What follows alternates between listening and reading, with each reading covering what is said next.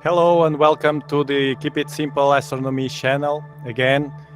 I'm sorry for the last night. Yesterday it was cloudy and the forecast was during the night that will be better, but unfortunately I put the telescope inside, I stored it, and after 2 hours, of course, the sky was clear again, and until now it's finally clear, so we will have a telescope. Today we will have a guest first, which is Miguel, you already know, and then after the guest we will point the telescope to the sky and see what happens. Let me tell you one thing, I'm still testing the things. This is the third live stream, and the format will be regularly doing some live streams, hopefully one per week, if the weather allows. I will only announce in the day that I will do the live stream, in order to avoid what happened yesterday, which was the bad weather, and I didn't want to cancel the live stream for you, and I decided to answer the questions about the equatorial platform, which are important for many people that contact me. You can contact, many of you contact me by Facebook, by the Cloudy Nights forum, by the message in my channel, by the community tab in my channel, and you also can send me an email if you want to speak with me. And hello, Edward, welcome here, and ask whatever you want. I'm a beginner in EAA, so I have only about less than a year with this. I learn fast, it's true, and I want you to do better than me. Okay? I want all of you that watch my streams, watch my videos regularly, and I know that these people all over the world, which is magic for me, it's incredible. And my purpose is for you to do better than me, and it is possible, or at least the same, in a simple way, with a simple language. Now, for the ones that enter right now, we will have Miguel. He was in the first live stream. He's from Colombia, and he doesn't speak English, but he prepared something in English that he is going to read. Anything I will help to translate, because I think the message is important. He will. He have very nice. He do a very nice job with Venus. I saw his pictures of Venus, and that planet is special because it's a different way to catch it, different time. It's during the day, and the pictures I saw from him are one of the most beautiful that I saw until now. So I asked him to share that with you, and in the last stream we had no time. Now I have, because I don't have to eat now. I eat already the dinner. So, hello Jacinto again. Nice to have you here. So, it's time to guest space.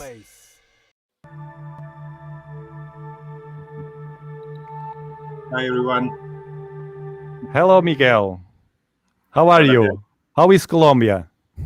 Yes, bien, todo bien. ¿Qué hora es ahí? ¿Qué hora es? What time is it? Las 5:11 de la tarde. 5 p.m. Okay, you are in the middle of the afternoon. You're fine. Okay, Yes. so I was telling our audience that I loved your pictures of Venus. If you allow me, I will show you. I will show the pictures first for them to see how I was so impressed. Look at this. I never took a picture of Venus like this one, with the bands here the poles, no? Tú estás viendo el video, las imágenes, yo no las veo. Espera. One moment. Here, thank you for the help. The bands here of Venus, and then here son los polos, ¿verdad? Los polos. The poles here, and now this one here was in a different time, I think. You will explain. And this comparison. Miguel, en esta tú has hecho en... aquí está. Here are two pictures, no? In November and then in December. This one is bigger. Miguel, esta es mayor, más grande. Están tomadas exactamente en la misma resolución, pero la diferencia es un mes simplemente y el planeta ha crecido mucho en tamaño en este mes. Vale. The planet grow with the size of the planet grow, not physically, of course, but at our view in the sky. So that's why the difference in 1 month he had a bigger image of Venus that was not cropped or zoomed. It was because the planet same resolution. ¿Está en qué? La misma resolución. Yes, the same resolution, both pictures. But for you to see the difference in catching it in this position in the sky and before during the month of November. Miguel, ¿quieres hablarnos entonces del planeta y de lo que estás haciendo con el planeta? Déjame solo decirles. Miguel is going to explain how we do these pictures. That's a thing I wanted to know also, because I want to, maybe next year, I don't know this year, but maybe next year I will try it to follow its steps. And it was not so expensive as I thought. But he will going to tell us how he reached those pictures. Miguel, puedes empezar. Okay. The photography of each planet has particular things that must be taken into account. The main characteristic when photographing Venus is that the details of the atmosphere are not visible and visible light to the human eye. Espérate. Te voy interrumpiendo para concretizar. He's saying, so you are saying that the bands, está diciendo que las bandas de Venus que son muy difíciles de capturar, ¿verdad? Fue eso. Exacto. He says that the Venus bands are too hard to capture, and I can tell you that also because I never catch the Venus bands. It's very hard, so I want to know how we do it. Puedes continuar, Miguel. That is very specific filters must be used. It is now possible to buy a cheap Venus filter. A set of the 3 filters costs about $80. ¿Puedes compartir, Tiago, ahí la página tal vez? De los filtros. Tengo la imagen. He's saying that he uses special filters for Venus. That's what I understood before knowing Miguel. And the problem was that when I saw the filters, they were very expensive, but they're not. I will let the links of all of what Miguel is talking at the description later after the live stream. Yo voy a dejar los enlaces en la descripción, Miguel.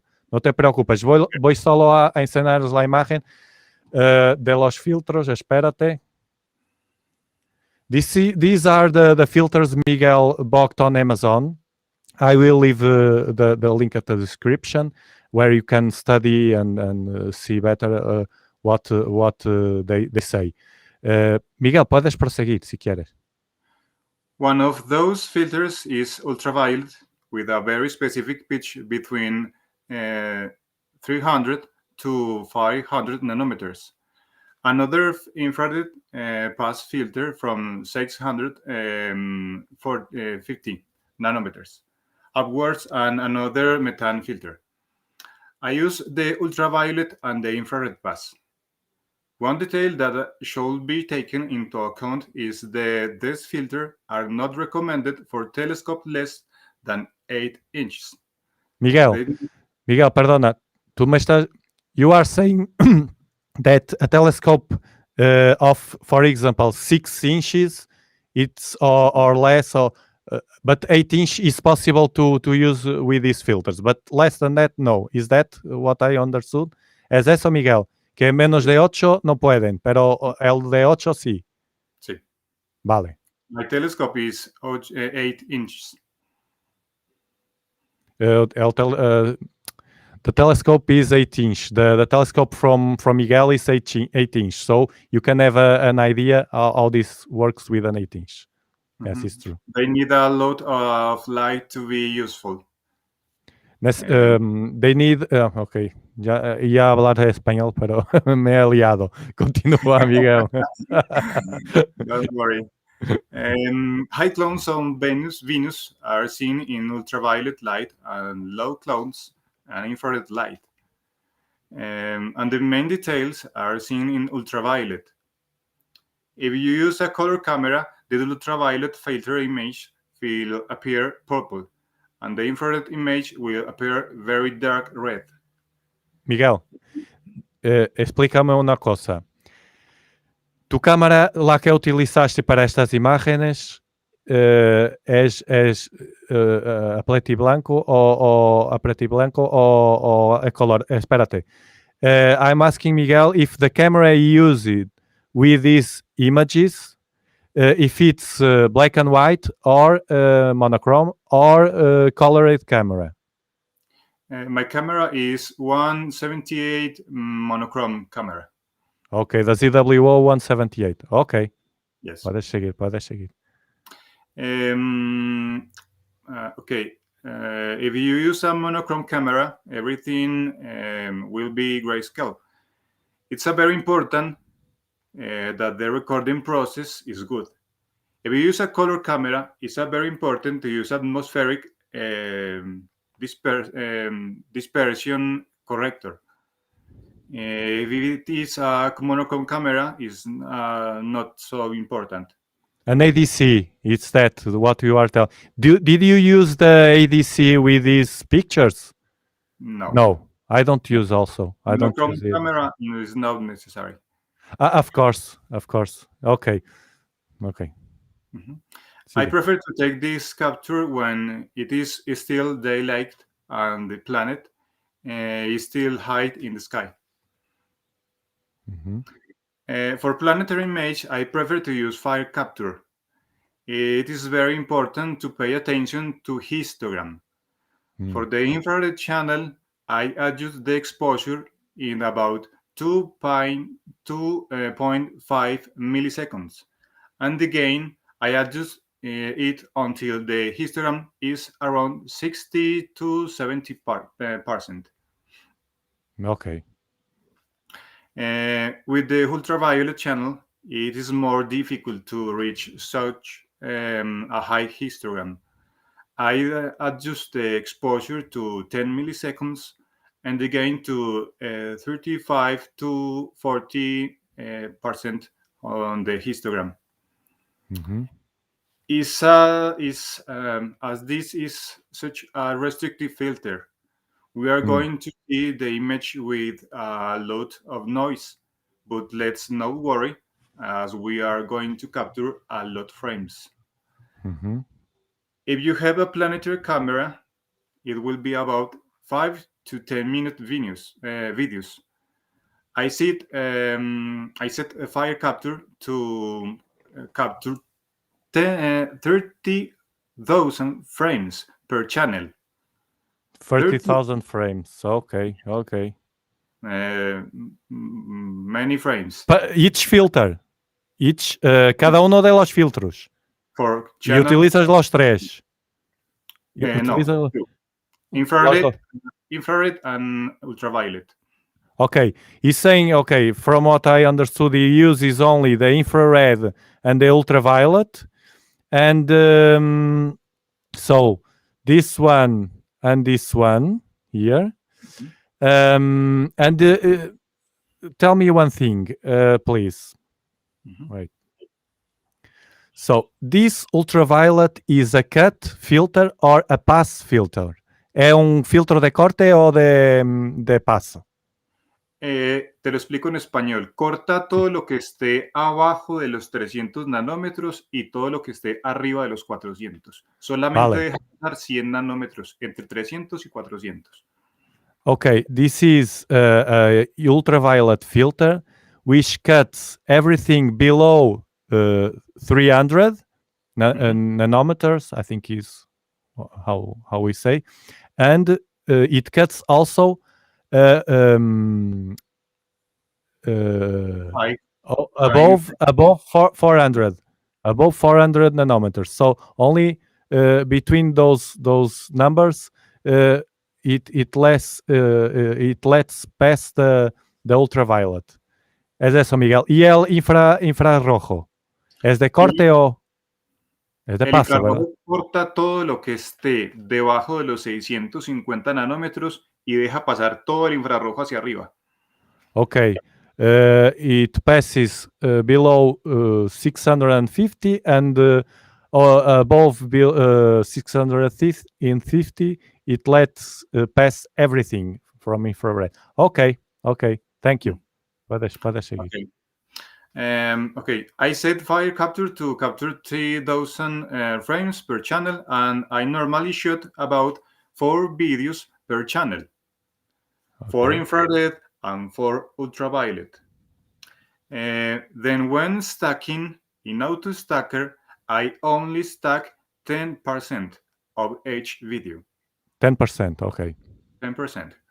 Venus, unlike Jupiter and Saturn, has a slower rotation, so 50 minutes video can be captured without problem. Okay.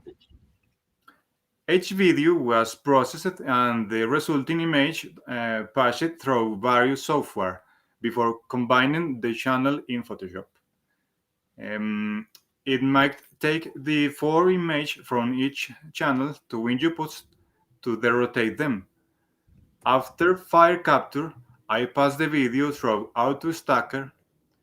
The resulting image I take to Registacks, then to Fitzwork. Fitzwork is amazing software for me. Then to Lightroom, where I mainly adjust the texture and clarity controls. Okay. Do you use Fitzwork? I never used Fitzwork. It's a free software also? Yes. Es gratis? Okay, Fitzwork. I will think of it. The noise reduction tool, the fire capture is amazing. Fire capture. Fire capture I tried already, but Fitzwork. Sorry, Fitzwork. Fitzwork. Porque Fire Capture, Miguel, ya lo he experimentado y no me va, no sé, es que no me va. Pero el Fitzwork I will try. Okay. Yes. At this point, mainly the ultraviolet channel, you can already see the clouds. The clouds is visible. And I go back to Fitzwork to the reduce noise. The noise reduction tool in this software is very good. It does not alter the sharpness. At this point, the image are ready to be combined in Photoshop. I can leave a link on the London Astronomer website where they're explaining. Have it here. Yes, the website where they explain step by step how to combine the ultraviolet and infrared channels and have an RGB image. Where red is the infrared channel, blue is the ultraviolet, and green is obtained by combining the 2 channels. A very important detail that if you use a color camera, you must remove the protective window of the sensor. That glass that protects the sensor from dust. In color camera, this window is normally an ultraviolet and infrared cut filter, and those are precisely the lengths that we want to capture with Venus. Espérate. Me estás diciendo que la cámara, Miguel, la cámara que tiene esa ventanita ya es infrarroja, ¿verdad? Yes, sí, yes. Pero la mía no. La 294 no. No. La 294 Entonces, no lo tiene, pero entonces la 2 en esa la puedo dejar, ¿no? ¿Verdad? sí. For if someone didn't understand like me, Miguel was saying that you have to take off the glass, the protecting glass of the camera, only if the camera has already that glass in infrared cut filter. Some cameras have it. Mine, the 294 from ZWO and the 224 don't have that. It's a regular glass for protection. So that's why I bought an ultraviolet and infrared filter to catch to use in EAA, which I'm using right now. I always use that in my camera. Vale, Miguel, ya lo entiendo. Dime, Sí. dime. Aunque hay algunas cámaras, te digo que he leído en algunos artículos que Ajá. esa ventana que es que es protectora antirreflejo, AR, Mm. también a veces corta longitudes de onda. Entonces yo prefiero quitarla, aunque no sea un corte infrarrojo ultravioleta. Okay. By security, you take it off because some cameras they don't say, but they have a reflection a tape or something like that. That has it has something that cuts infrared. I didn't know that. Okay, Miguel, puedes proseguir. If you do not remove the window and then want to capture with the infrared ultraviolet filter, you will not see anything on the screen, since the two elements are cancelled. Ok, entonces es una manera, Miguel, de ver que si no sale nada, pues es porque tiene. If you can't see anything, it's because your camera has that infrared filter inside or something like that. Okay. No, me ha pasado que a veces tengo puesto el filtro de corte ultravioleta y no lo quito y se me olvida, y cuando empiezo a grabar no veo nada, y yo estoy Yeah. buscando cuál es el problema, y ese es el problema. Pero este filtro, uno de estos, ese que tiene ahí. No, Ese un filtro de corte infrarrojo y el que utilizo yo, ¿verdad? Ese. Ok. A veces He's se me olvida. saying that. Yeah. He's saying yes. I have to take care of it. Not with my cameras, but sometimes he forgot to take that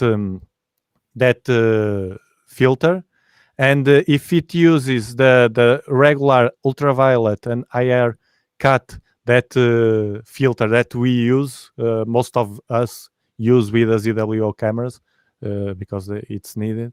And if he forgets to take that filter off, the two filters together, he can't see anything logical. Okay. Vale. Es todo, Tiago. Ya el resto es cuestión del proceso que te mostré en la página de London Astronomer. Vale. So this is the process and some of the hints that Miguel gave us to in order to capture this planet like he did in this picture here and the others. And if you want to know more, I will leave the link at the description of the London Astronomer. It's the London Astronomer.com, where you can see and go deep inside if you want to capture images like this. Basically, what I think for me, when I thought that was I saw filters for Venus, a Venus filter about 400 euros and things like that, and I thought it was too expensive. Estoy diciéndoles de los filtros caros, Miguel. And when I saw what Miguel did, and with those filters, with 3 filters for $85 on Amazon, so I really was thinking that, wait, maybe I'll try that. Maybe not now, but in the future when I want to spend some money in something for astronomy, which all of us like to do sometimes, and I will maybe go to that path. Maybe the next summer. I don't know. Ok, Miguel. Estaba diciéndoles que voy a pensar en comprarlos porque son tan baratos que, bueno, en un futuro uno le gusta de gastar la pasta de vez en cuando en cositas de telescopio y tal. Y cuando llegue ese tirón de comprar algo más, pues ya tengo una cosita en mi lista Sí. para comprar. Bueno, pues nada, Miguel. Pues muchas gracias por venir otra vez, por tu tiempo Con mucho y gusto. thank you for all this information. And it's only compact information, of course, just for you to see. Basically, he used those filters, then he used those software that he said before, which are not very different from the software we are used to use in astrophotography, planetary imaging, but he do it different with exposure. Otherwise, it will blow the image like I did in my last video, and then he get this final picture with Fit's work. As Fit's work, ¿verdad? Fit's work. Sí. With Fit's work, which I didn't know, but I will look for that software, which is free, so I have nothing to lose, and also you don't. Ok, Miguel, muchísimas gracias, fue muy entretenido, has estado muy bien, te digo ya, puedes enseñarle sin miedo a toda tu familia y amigos el vídeo, porque les va a gustar, les va a encantar, ¿vale? Y saludos para Colombia, ¿vale? Muchas gracias. Vale, hasta luego. Chao, chao. Bye. Okay, Miguel is gone now. It was incredible. I love to show the work of people that deserve. It's not unknown people, but it's starting a bit of astrophotography and things with the Dobsonian. And there's loads of people out there. Please contact me if you want to show your telescope, to show things that you do that you think that they are valuable for the Dobsonian world. You show us. You have here a space that you can use to show, to talk with us, and we can know each other better. My intention with the live stream is also to get more in contact. There's a lot. I'm almost reaching the 1,000 subscribers. It's a big deal for me from all over the world. And I want to, those subscribers that are at the beginning, especially those that are now, I want to get more in touch with you and get closer to you. And we can know each other setups and what we do, our needs, our doubts, our success things. So contact me if you want to come here to the live stream as Miguel did and just speak a little or show some picture of you or pictures you did or things you do with your Dobsonian. This is all about the Dobsonian world. And now I will pick the telescope, of course, and I will start hoping. Okay, I will show you my camera. I have both cameras outside. I show you what I have outside. Let me just close the Venus stuff. I have the same as yesterday. I will show you. Okay, this is the 8-inch GSO Dobsonian telescope over the equatorial platform.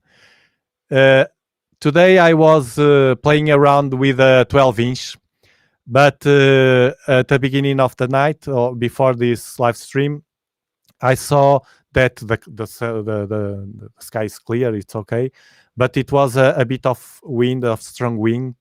And one thing that it's curious is that the 8-inch is smaller and lighter than the 12-inch, of course, but it's much more stable in the equatorial platform. It's much more easy to get the balance. You can see it is. I even don't have here the the magnets I use loads of magnets in my 12-inch, and it's well balanced. But when it's windy, this beast of the 12-inch shakes a bit and mess with all. So I changed again and I replaced. It's easy to change a Dobsonian, fortunately, not full of cables and stuff like that. And I placed this beautiful 8-inch, which is outside, and I have my ZWO 224 camera with the all-sky lens. It's not the original one. It's one that I bought to catch better the meteors and things like that. The Geminids. Remember the Geminids? It's from now. I will maybe today and tomorrow again, and after tomorrow, I will be with the all-sky camera. If I catch something interesting, I will put it on a video, of course, because they are very important. It's very important to a very important event. And I will show you now what I have outside. Now, this is real time. Okay, wait, hold on. This is what I will do now, is start hopping with this telescope. Okay, this will be right here. I will do like this. Okay, this is the deal. I am planning to watch, remember the first live stream I had, I cocked the M77, yes, in the Cetus constellation, which is beautiful with that halo, the arms that form like a halo, and it's very hard to watch because the Cetus galaxy, those that of you that do Star Hope know that the Cetus galaxy is very faint. The stars are very hard to see. So and I was with that problem. I couldn't see those. I only saw 2 or 3 stars. That's a problem with if you have light pollution. It's hard to. So don't get frustrated if you don't, because loads of people have that obstacle with Cetus. So, but there is another galaxy, much a little bit. I will show you. I know already how to put the stellarium there, so I will show you. Hold on. I'm opening the stellarium, and I know already how to. Hold on. Like this. Now, like this. Okay. So let's see. I will put the Telrad first. So Orion, Cetus. Let me see. The thing that is an obstacle here is the moon. You can see that it's already rising, and no, it's not rising. It's a crescent moon, and it's a bit bright. And Cetus is too close to the moon. But I want to try it. I have a plan B. If this one I can't catch clearly with 8-inch because of the moon, I think I can. I will go then to other classical nebula to watch. Don't worry, we will watch something beautiful. So the last one was this one, Cetus A, the M77. And now I want to catch this one. The last one was, I will show you.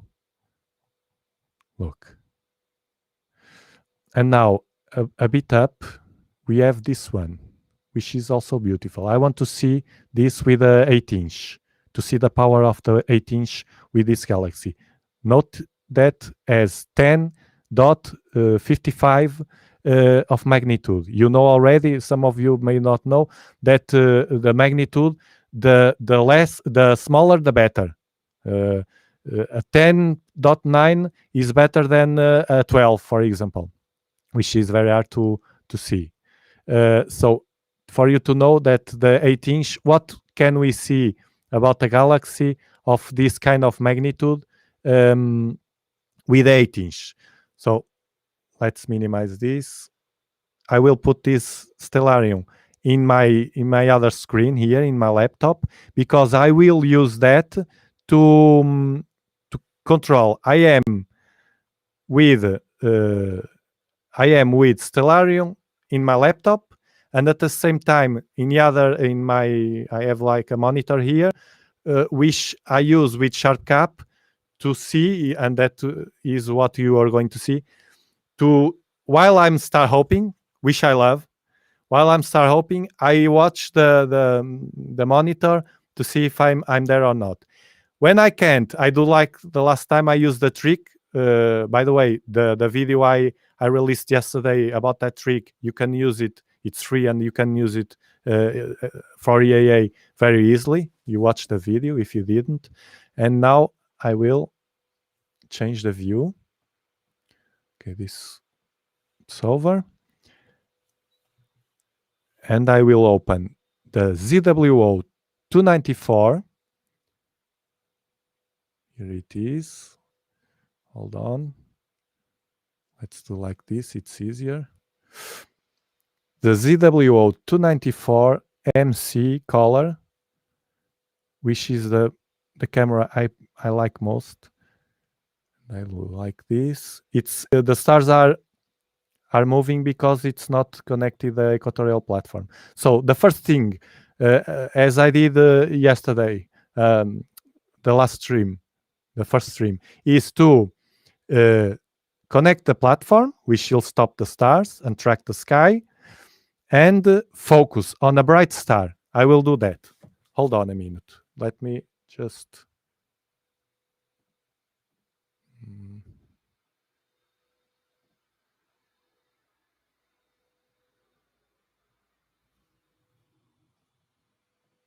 Okay.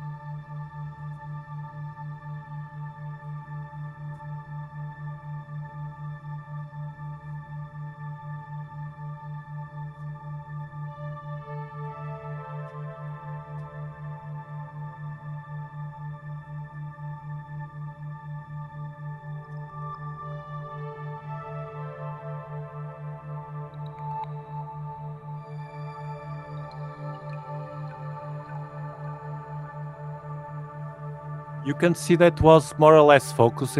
Now I fine tuning with because my focuser has the it's a double speed, so I use to fine tune the single speed, which is for fine tuning.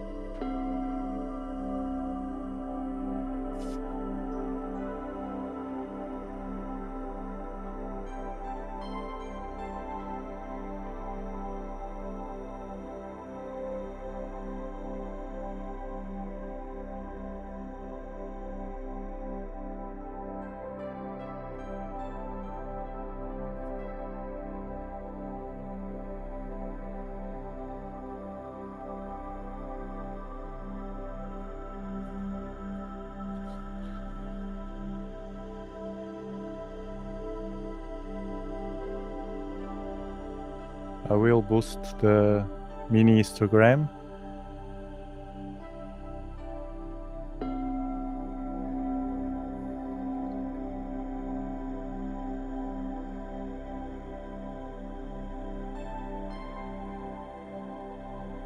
I'm not sure if I'm watching the star that is needed, but because it's too hard near the moon, but I will try again.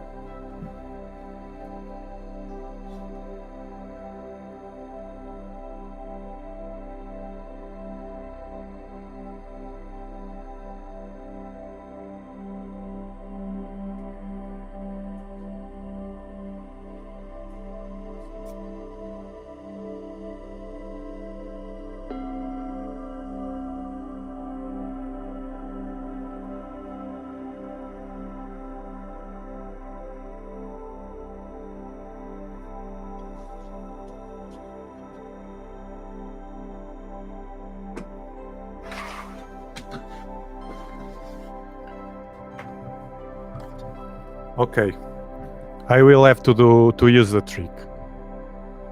So snapshot, and now I will use the trick. It's too close to the moon, and I can't see the stars. It's a reality. So I use the trick. I'm uploading to the server, and let's see how it works. I'm not sure which star is it. This star.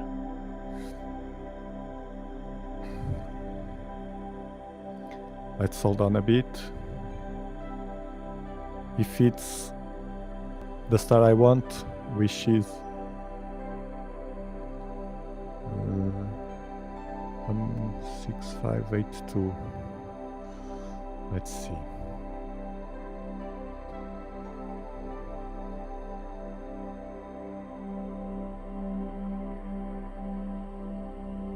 Let's hold on a bit because it's working.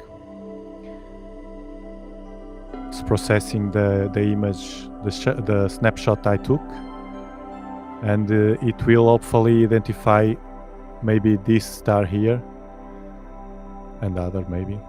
And I will compare it with Stellarium. You will see if I'm totally off the place it is or not. It's a very nice trick to solve these situations instead of trying again and again. Now it's done. Let me see. Unfortunately, it didn't recognize the star. When it happened, when the map don't recognize any object, any star, I thought it will recognize this one, but no. I will move the telescope a bit and try again.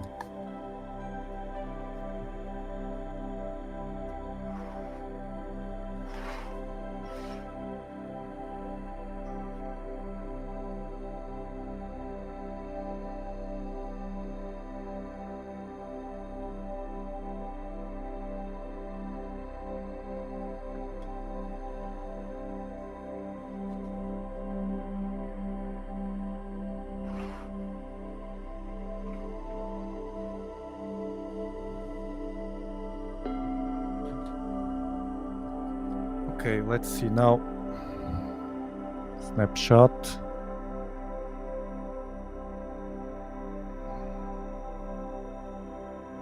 Upload.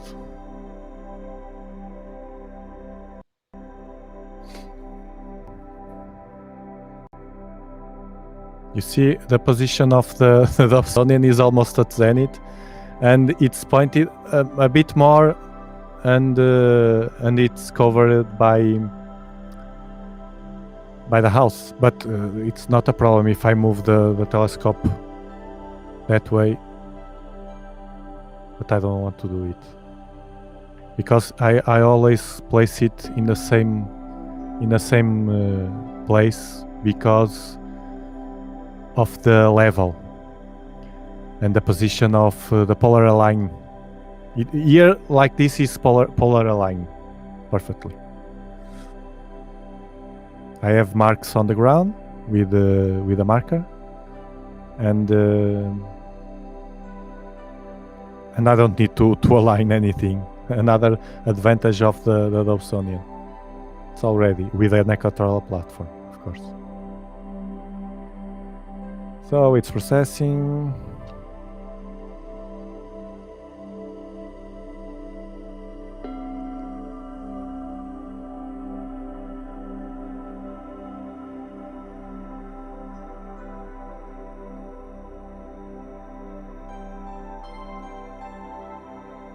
See, Cetus is very hard to find. Okay, it's processed. Let's see. Oh no, again. It's not catching any image. When this happens, it's a mess. Let's try again, start hoping. It's an hard one, so it's what I choose. Let's boost a bit this.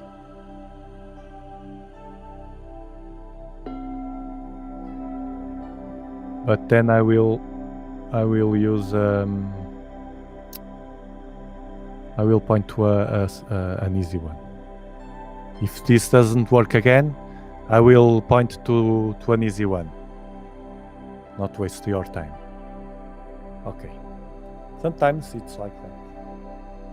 Let me see Stellarium.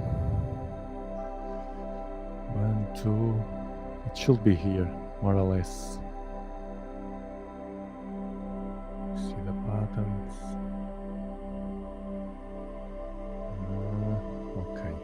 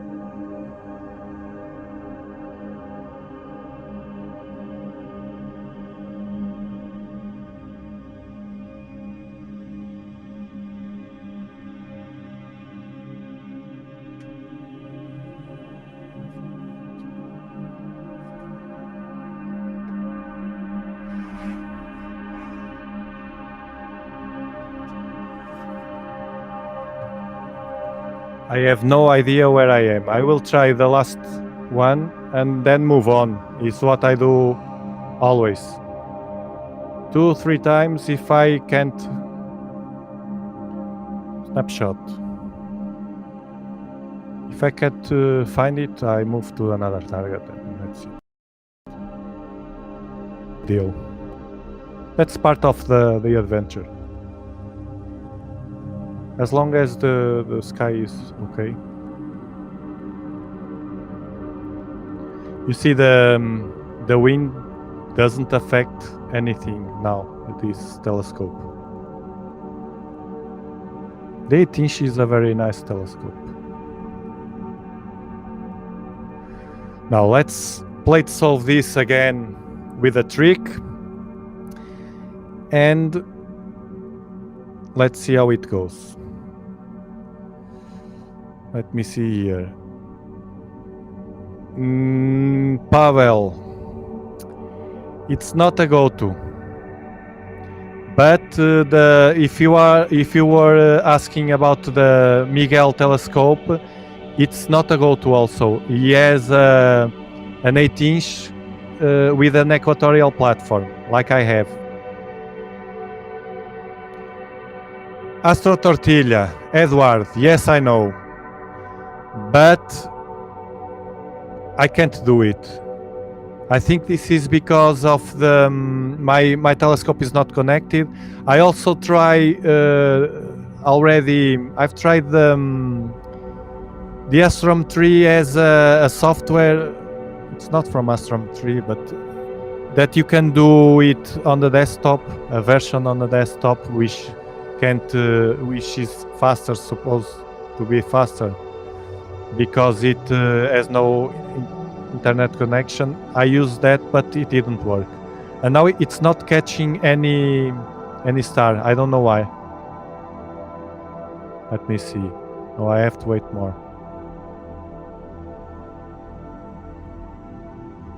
It's not ready. Still processing. Okay. Let me see some of your doubts.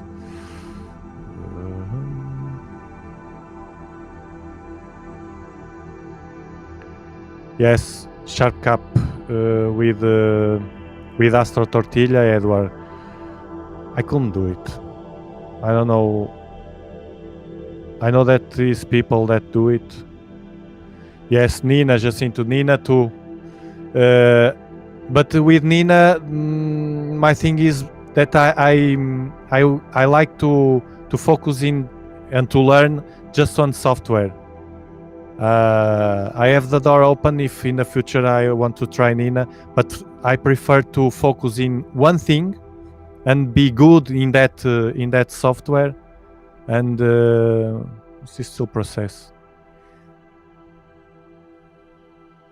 I will upload again. I can point to another object easily, almost with the eyes closed, but I wanted to catch this one while we have time, because this will disappear in the west. But if it's not this time, it will be another day. Try stretch. I did it. Let me see. It's the moon. See? Yeah. It stretch a bit, but the moon it turns all green. It's starting to mess.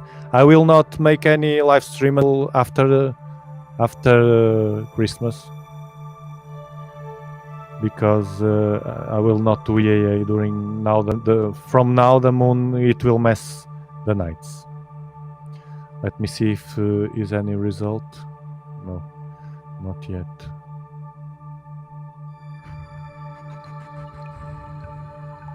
I have a result. Okay. HD. Hold on.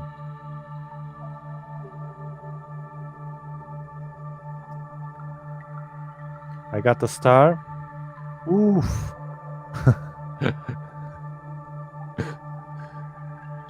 I am so far away. Oh man. This is Aries. Aries. The constellation Aries. Aries.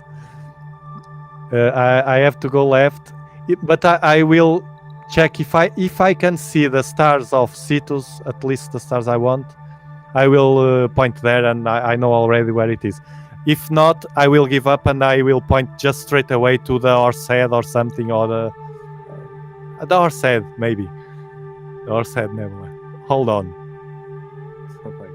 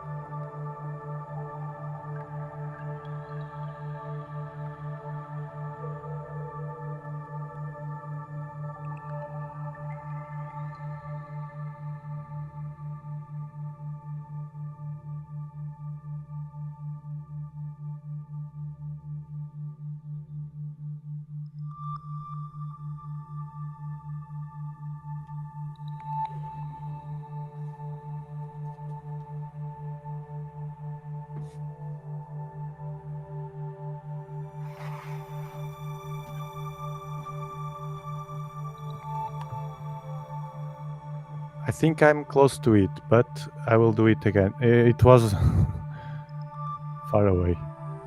I will do again a trick, but now with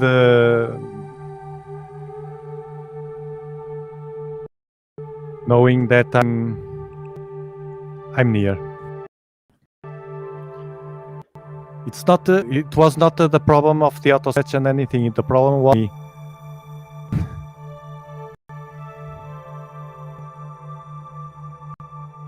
Yes, Orion is always a good choice, of course. But I will try.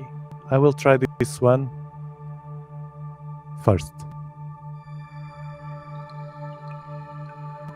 I'm curious to see if that galaxy with the 8-inch is good.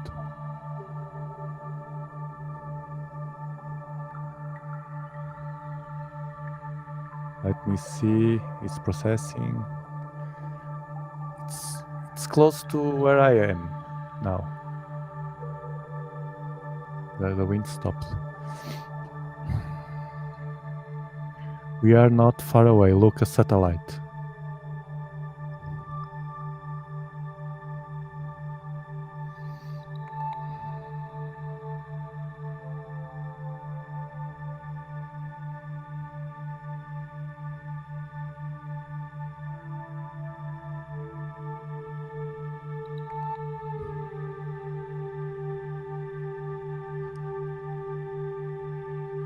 It's almost there. This is funny.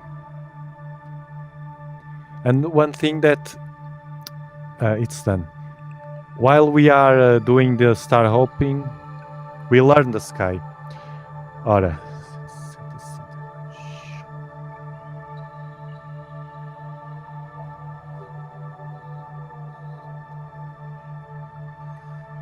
Yes, a bit to the left.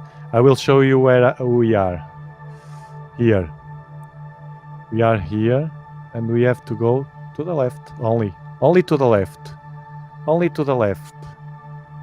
You see how the trick works fine? Let's do it. And let's see if we find it.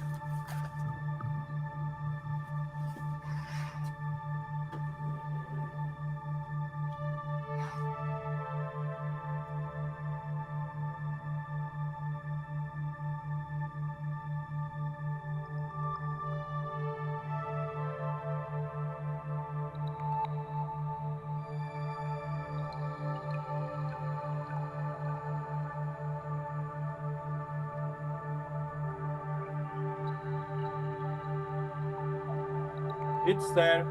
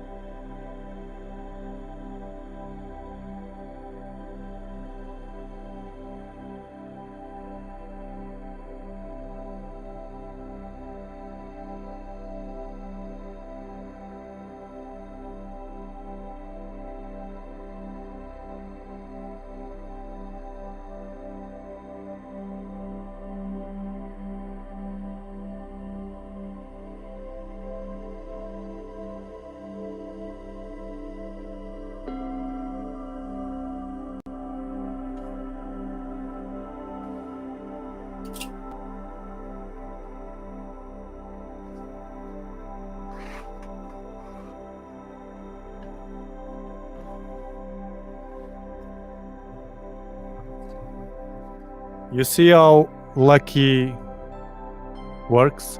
The satellite would mess my life stack anyway. I think it's this one. The moon.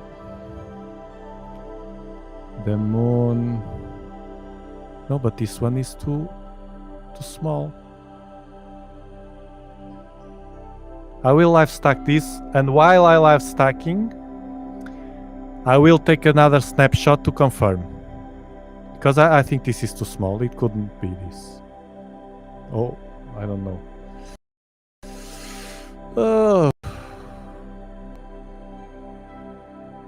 I choose the hard ones. If I told you what I was doing with my 12-inch, me and my wife today, poof, trying to find something that I may tell you in the future if I find it. Maybe next year.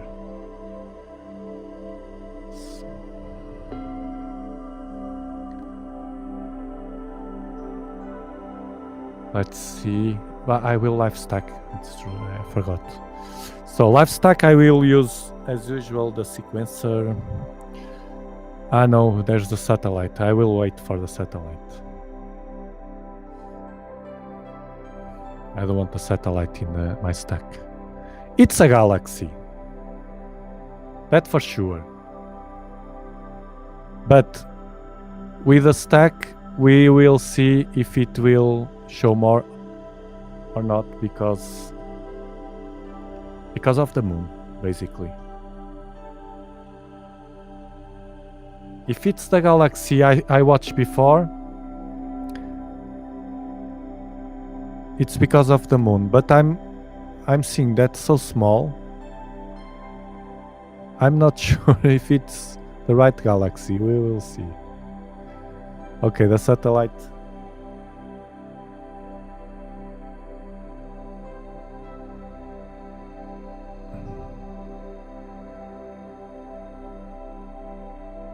Off.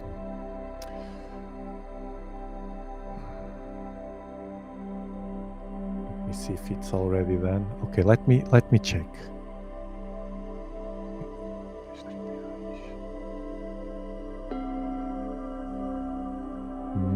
I don't think so. It's another galaxy. You know, this galaxy has the magnitude is 12.04, and we can see something. Well,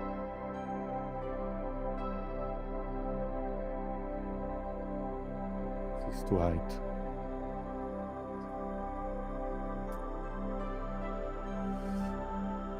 And even with that magnitude, I will show you in Stellarium. Let me just make it pop. It's so small. Look. Let me just leave this. Curious.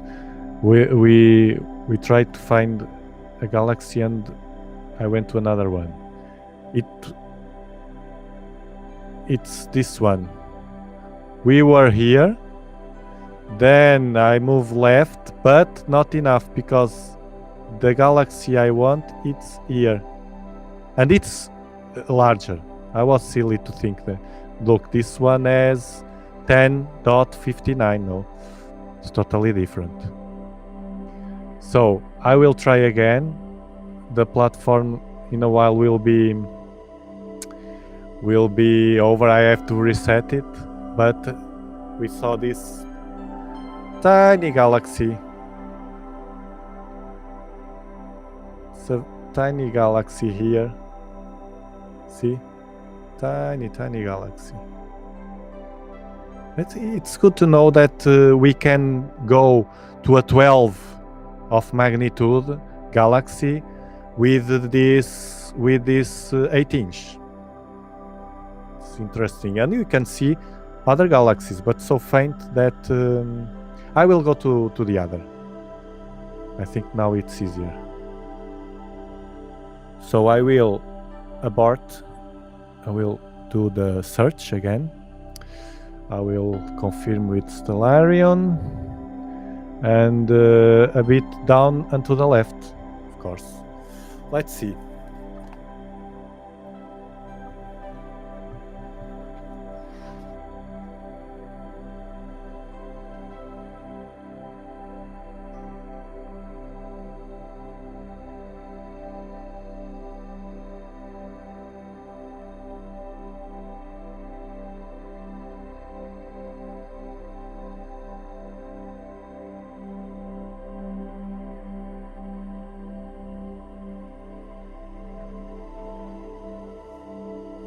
Forgot to stretch.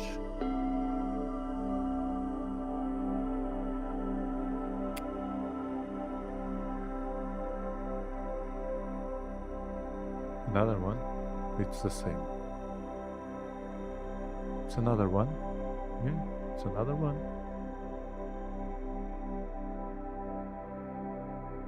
Or it's the galaxy already. It's the galaxy.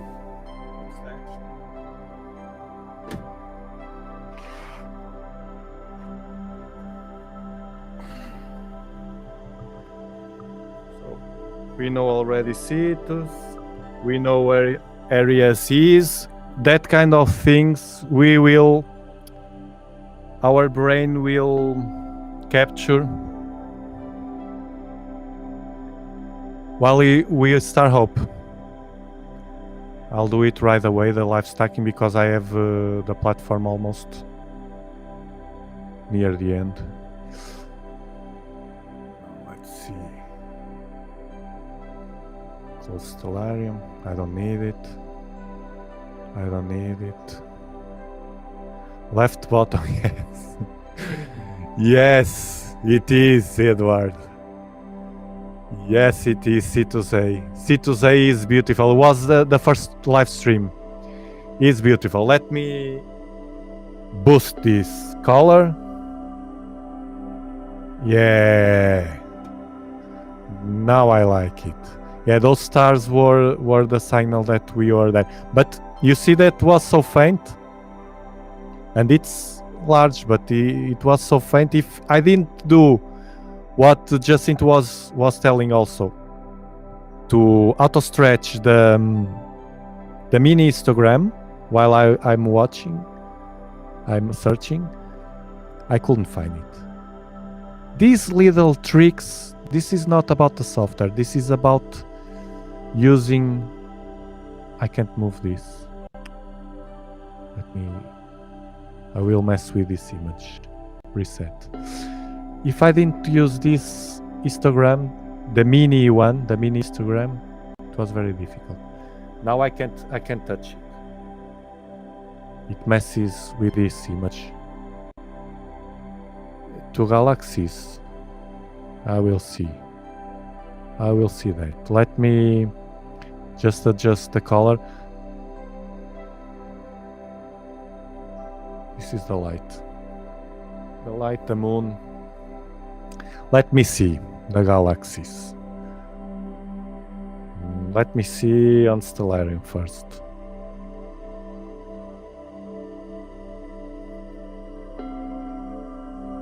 Yeah, I think I'm watching another galaxy. Let me see. Yeah.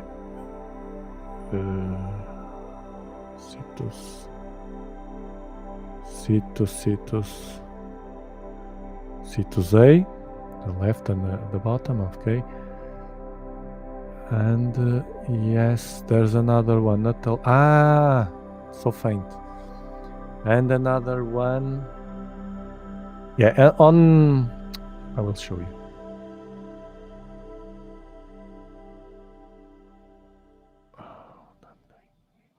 On Stellarium, we have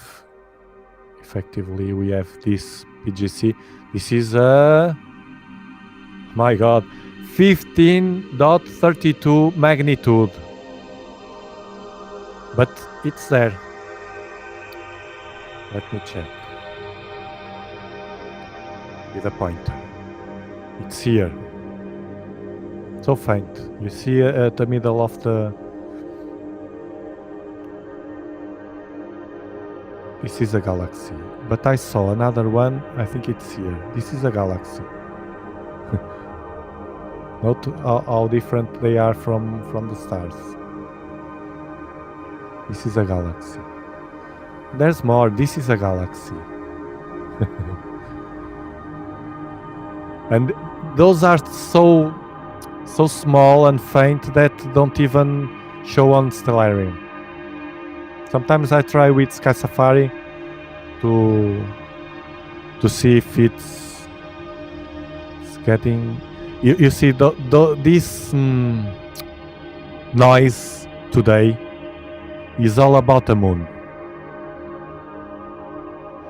The telescope, look, it's pointing almost to the moon.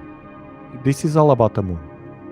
That's why from now I will not do EAA until the moon is out. After the Christmas day, the Christmas day, I think it's already.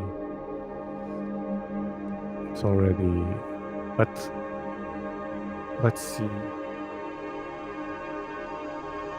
Let's adjust a bit.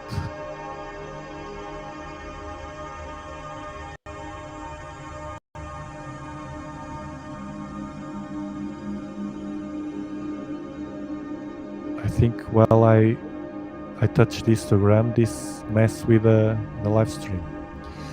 Okay, this is it. Now enhancement. I like to go here. I have already the bilateral filter with these values.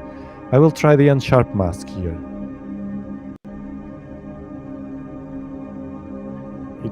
It doesn't...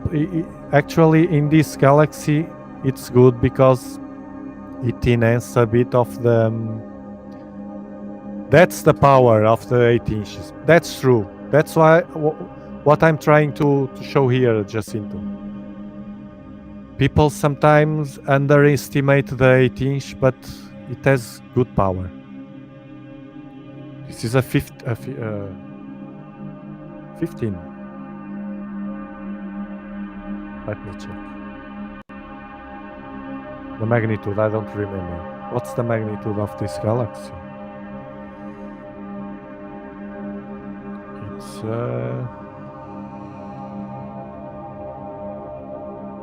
magnitude. It's 10.5, 10.6. Okay, 10. If it was an 8, it's okay. Like the one at the bottom that we saw in the first live stream. It's an 8, almost 9. But 10.5, it's for an 8-inch, it's pushing the limits. So it's good with the moon, with crescent moon. 8-inch is... we're watching more galaxies.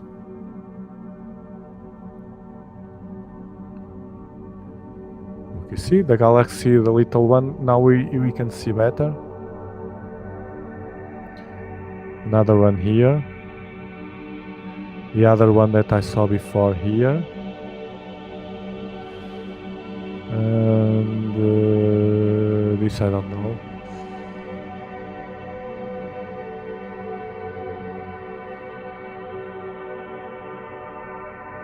See here.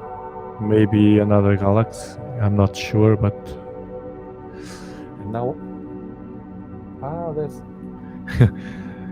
you're talking about the one of the bottom, and I was not watching it because of my monitor, my laptop. It's covering. Now looking for another galaxy, so now I have to take the unsharp mask. You know why? Look what happened. You see? Much better. The unsharp mask for this galaxy, it's not good because it blows all the core. Did you notice that? Well, you didn't. I did notice. If I use the 12-inch Dobsonian here, I can't put the galaxies like this with together without turning the camera, but like this with a sensor, horizontal sensor, it's doing a fine job because the 8-inch catch more field of view, a bit more. Beg your pardon. So it's a bonus. For me to see, I have to beautiful. Both. Silly me, I was not watching this. I will, let me see, my lateral filter, this is doing fine. You see when there is no wind.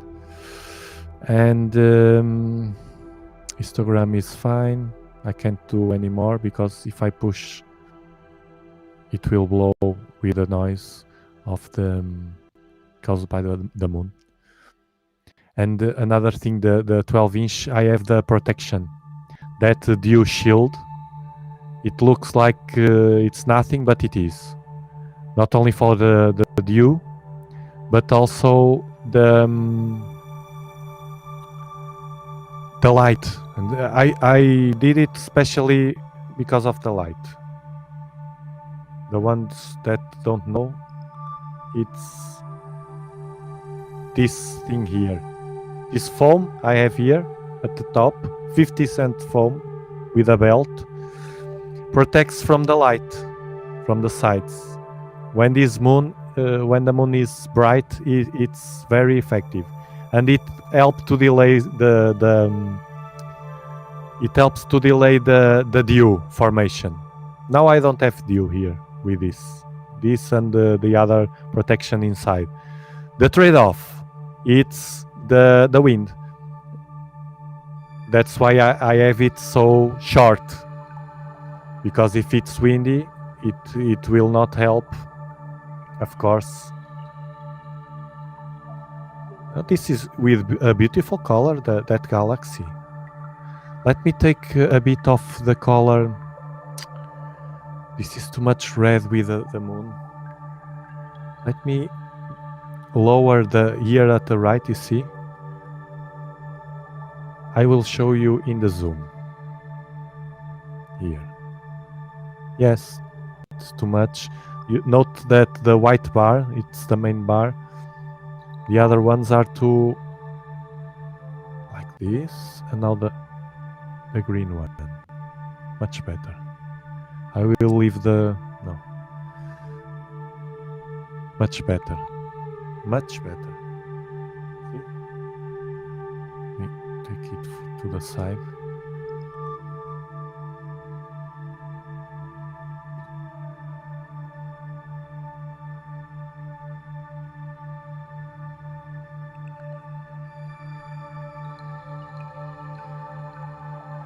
Well, as I see,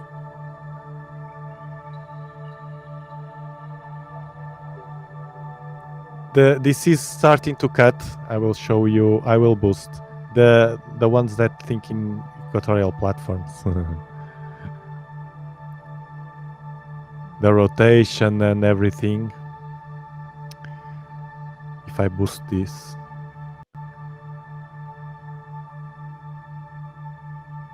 you see the top. This is cutting because of the drift. But it's enough because we have time to stack. How many? 10 minutes. 10 minutes stacking. With 10 minutes you get this beautiful. Let me see if we see the halos. The halo of the galaxy below. The M77, the Cetus A, as we do with a 12-inch. No, it's there, but it's fainter. But it's there. If we boost again, let me see. I'm curious to see if, yes, it's there. In a better night, yes, it will show. In a better night, it will show. And if it was more centered, I didn't see while I was star hopping. It's a beautiful image for the 8-inch, truly beautiful. The 8-inch have this power because it's a Dobsonian. It has 8-inch. Look at the stars.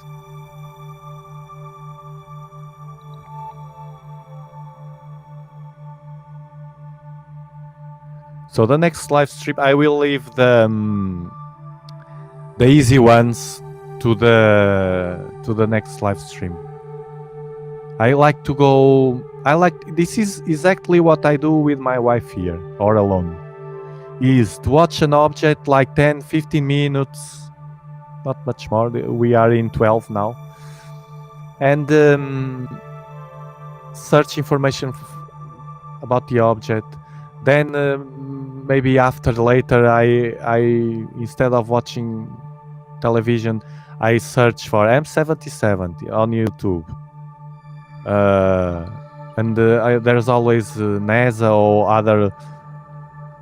other channels, official channels of astronomy and space that have great images about and information.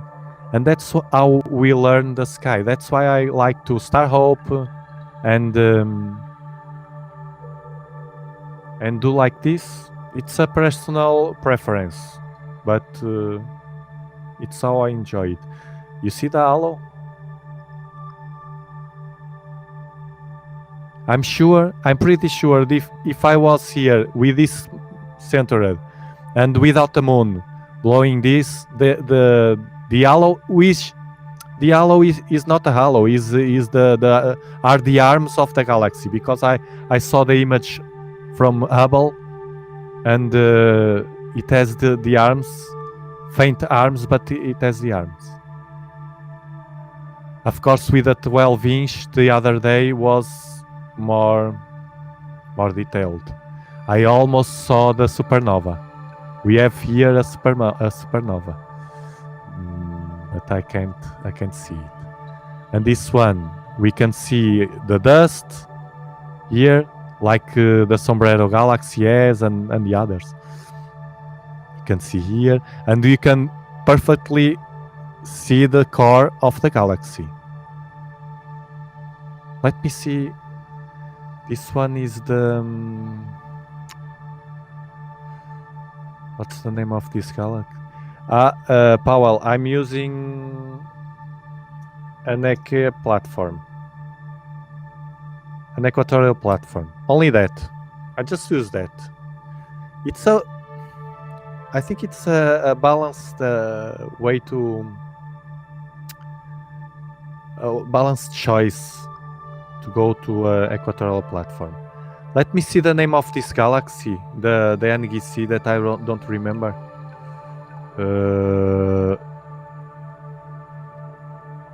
If it starts to drift a lot, it's the platform that is over. It should be already. I don't know. But it's not a problem. It will not fall. Now, this galaxy is not the Cetus A. The other one is NGC 1055. Okay, let me see one thing.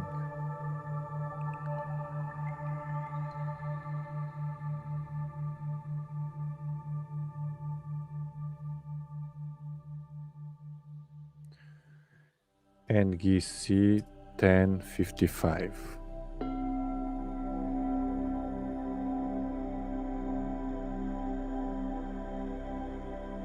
It's drifting a lot.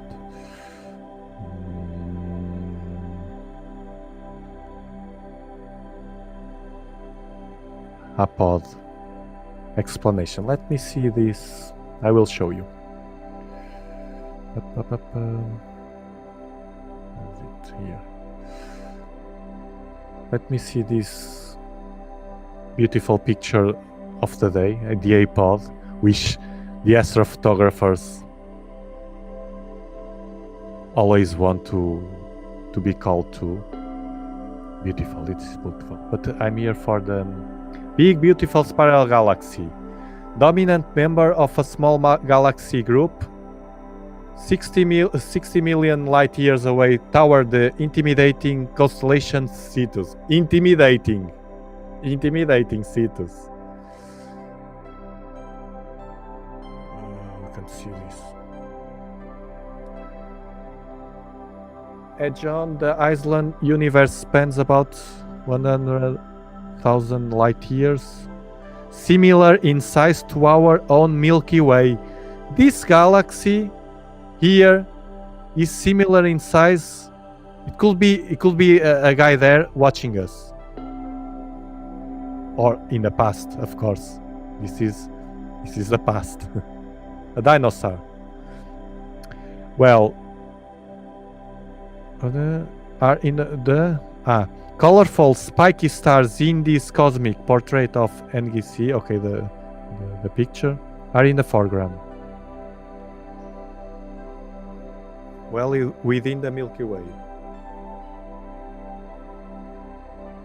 The deep image also reveals a curious box-shaped inner halo extending far above and below this galaxy's dusty plane. The halo itself is laced with faint, narrow structures and could represent a mixed and spread out debris from a satellite galaxy disrupted by the larger spiral some 10 billion years ago.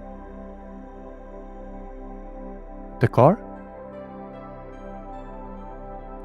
I always like to explore something while stacking. Look, another galaxy here. This photo is beautiful.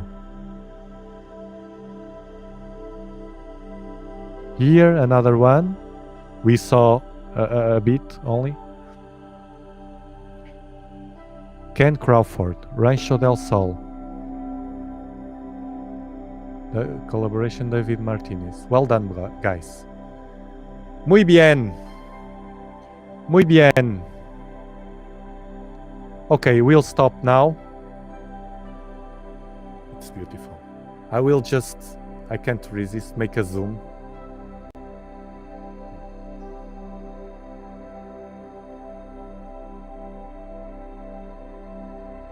It's beautiful. The tiny one here. A last checkup of the image we are seeing in real time. This is not after days or hours. This is real time. It's what I like.